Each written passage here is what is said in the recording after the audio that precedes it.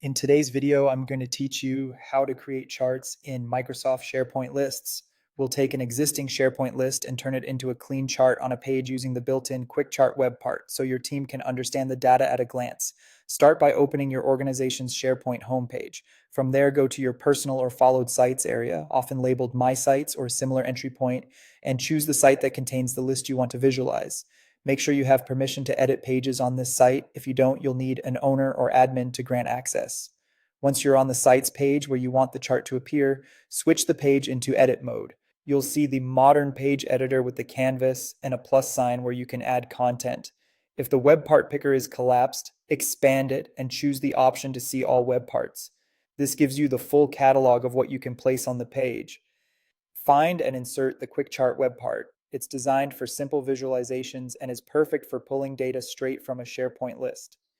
After it appears on the page, select the web part's edit icon to open its configuration pane. This is where you connect to your data and set up how the chart should look.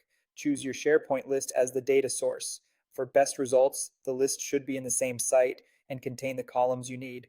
Next, pick the chart type. Quick Chart supports column charts and pie charts. Column charts are great for showing comparisons over categories, while pie charts help show each category's share of the whole.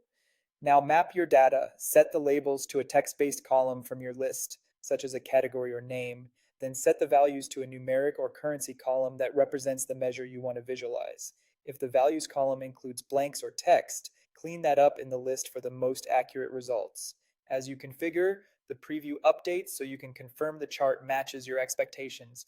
When you're happy with the setup, republish the page. Republishing makes the chart live for everyone who can access the page, and your visualization will update automatically as the list data changes. That's it. You navigated to your site, edited the page, added the quick chart web part, connected it to your list, selected the chart type, mapped labels and values, and republished. You now have a simple, reliable chart built directly from a SharePoint list.